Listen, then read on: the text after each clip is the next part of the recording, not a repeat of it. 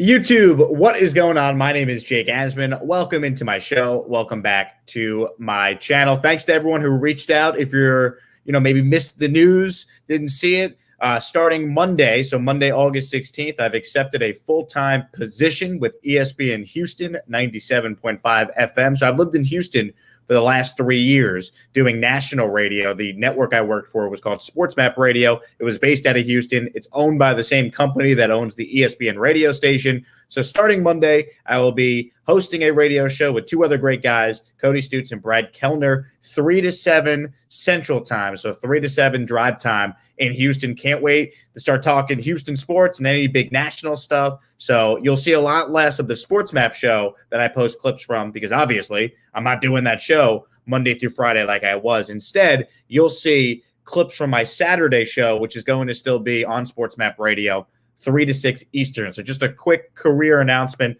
for anyone that missed it. Thanks to everyone, of course, who's reached out. Certainly means a lot. And for those who have asked, yeah, I'm still going to post, Jets videos on here and other, sports takes that wouldn't really fit the Houston audience. So I've really enjoyed the YouTube community, and I plan to, keep this rolling and trying to have as much daily content as I possibly can. Probably those videos come out in the morning, and then, I got to get ready for a show for 4 hours in the afternoon in the fourth biggest city in the country. So I'll be focused on that, but I still plan to obviously, continue this channel, post good interviews, post good sports takes, what you guys have come to expect over the last, really 4 to 5 months since this channel started to grow and I started to, take it seriously and post a lot of stuff. But hey, if you're new to the channel, then do me a favor. Please subscribe down below. Like this video. Follow me on social media, Instagram at Jake Asman, Twitter at Jake Asman. Feel free to always interact with me and the show here on YouTube or on social media. So we'll talk Jets right now. Jets and Giants. Feels good to say that, right? Saturday, preseason opener. Guess where they're playing? MetLife Stadium. Duh. So the Jets and Giants will play in their first preseason game on Saturday. And I could break down a lot of different angles here. I could break down things to look out for at each position group, but you don't need that. Let's just talk about the crux of what every Jet fan should be watching for in this game on Saturday. And let's start with the obvious. It's Zack Wilson. We can talk about other positions, but every Jet fan tunes in on Saturday. We want to see how number 2 looks. Now, let's not go crazy, good or bad, but you want to see how he looks, right? Is he overwhelmed? What type of offensive plays do they call early on? Do they come out and let him take some chances downfield?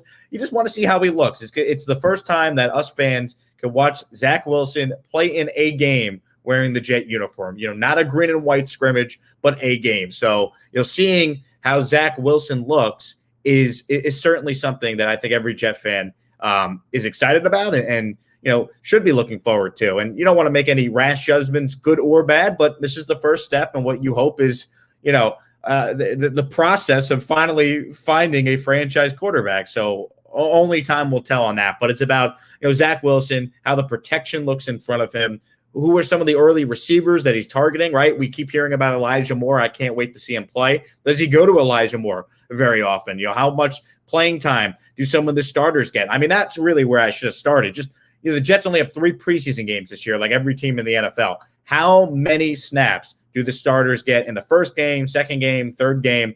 Do they even play in the third game? For years, the third game was the dress rehearsal game. Well, not so much anymore if that's the last game, right? So how do the Jets decide the playing time for the starters? That's probably the biggest thing. But back to the quarterback, obviously it's about Zack Wilson. We want to see some progress. We want to see a guy that looks like he belongs, and we go from there.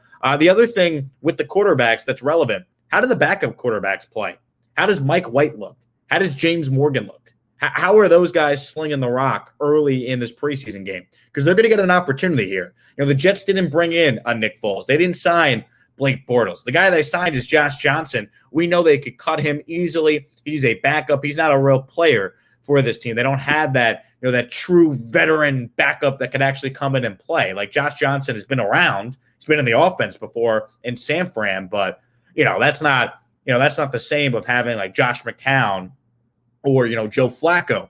They're the backups that the Jets had for Sam Darnold. So we'll see how the backup quarterbacks look. If they struggle, wouldn't shock me if the Jets then say, all right, well, we gave our young guys a chance. We want to now go out there and add a real veteran. A guy like Blake Bortles is still out there. I'm not saying he's a good quarterback. I'm just saying, Blake Bortles at least has started a lot of games in this league, has won games in this league, and he's out there. And that's kind of what you look for in a backup quarterback. So that's the quarterbacks. You start there because, of course, it's Zack Wilson. He's the second pick in the draft.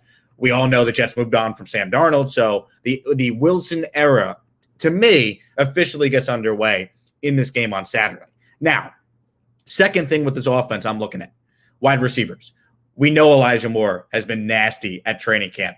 How does it play now with Elijah Moore going up against the New York Giants and their defense? Is he still just as dominant? Is he still just as effective? Are the Jets going to game plan some looks for Elijah Moore early on here in this offense? I want to see that. I want to see how Corey Davis looks in this offense. What's the role with these running backs as well? Just the offense as a whole, I'm fascinated by, but in particular, besides Wilson, I want to see Elijah Moore, what his role is in the offense. And also, I was very high on Denzel Mims. I've had him on my radio show, and you could find the interview on my YouTube channel from, I think it was around January or February.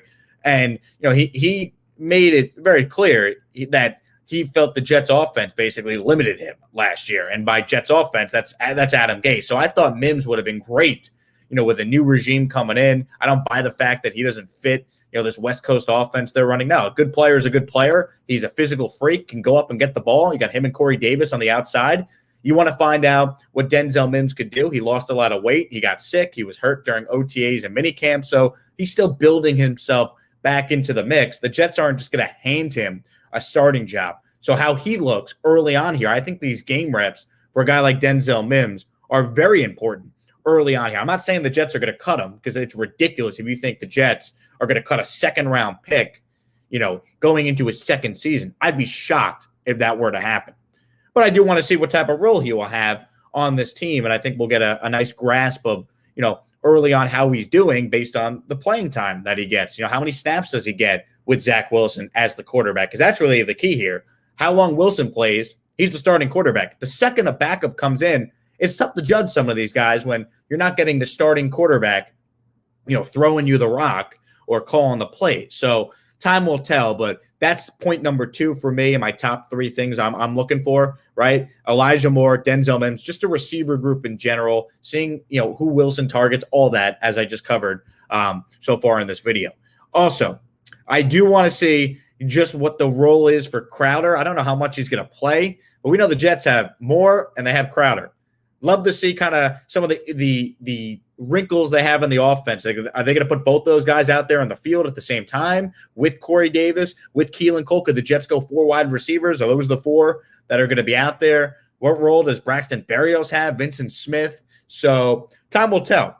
We will see how the Jets want to play it. But I'll tell you this, they have good players on offense, which is something we have not been able to say for a while. I am happy with the weapons that Zack Wilson will be throwing to for his rookie year.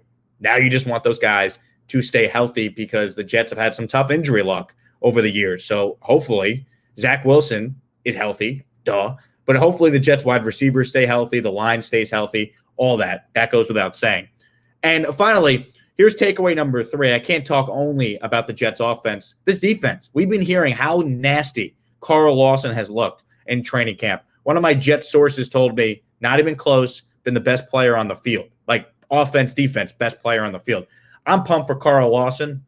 I liked the signing when they made it. When you look at like the advanced metrics that judge a pass rusher, he's as good as like any young player in the NFL. He's just 26 years old. The Bengals scheme didn't allow him to get a lot of sacks, but he had a high pressure rate. He would get to the quarterback. He would get in the backfield.